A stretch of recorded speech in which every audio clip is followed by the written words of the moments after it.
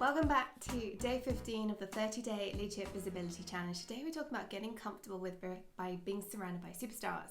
Now, for many of us, if you spent your life rising to the top of your career, you've probably spent at least some of that time being the cleverest person in the room. This may be in a school or in your first job, and you probably don't want to admit it, but some part of you has known at some point that that's been true. After all, if you're watching this challenge, chances are you're thinking about becoming a standout leader in your field. On some level, you know you are good, even if you're a whole lot of self-doubt going on at times. But here's the trap I see so many amazing leaders fall into when this happens, particularly when we also have self-doubt and imposter syndrome feelings alongside our ambition. We're scared of being surrounded by people who are more clever than us. Now, here's the deal.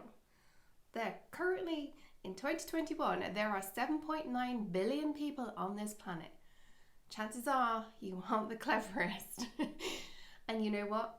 That's okay, because you only need to be extraordinary at one or two things to make a significant impact, a significant positive impact. And if you're a leader or an aspiring leader, one of those things needs to be your leadership.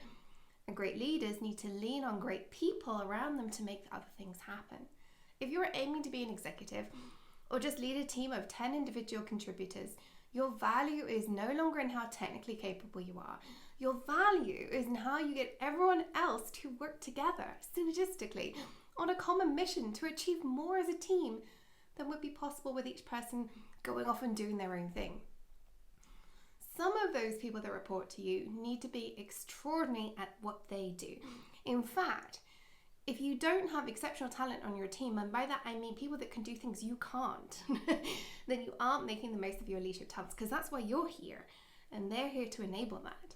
As a leader, you need to identify your zone of genius, or as I like to call it, the flow zone, because it feels like that. And then you need to ensure that you operate there by hiring people that are extraordinary in their own areas and that you aren't, that's not your flow zone. So next time you find yourself anxious about how great someone is or how they might be better than you at something, or my favorite, in 2 years or just 6 months they could be doing my job, remember that is a good thing. If you have great people executing your vision, you will benefit and everybody will grow, and your ideas and vision will go even further as a result. So today's homework is simple, but it's likely to push a few buttons if you've never done this before. It's time to be super honest with yourself. Now think through everyone you work with. Who is a rock star in what they do? Who scares you just a little bit? Is there anyone you shut down because some part of you is worried about how they might impact your future?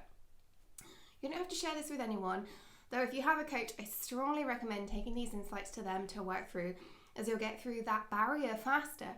But just start by honestly acknowledging how you feel. The next step is to ask yourself, how can I enable them to grow anyway?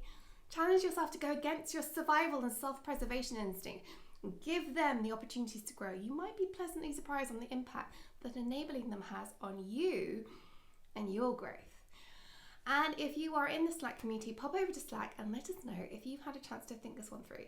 You don't have to share who or what you figured out, but let us know you've done this one, because I promise you, you are opening the door to great growth. I'll see you over in Slack.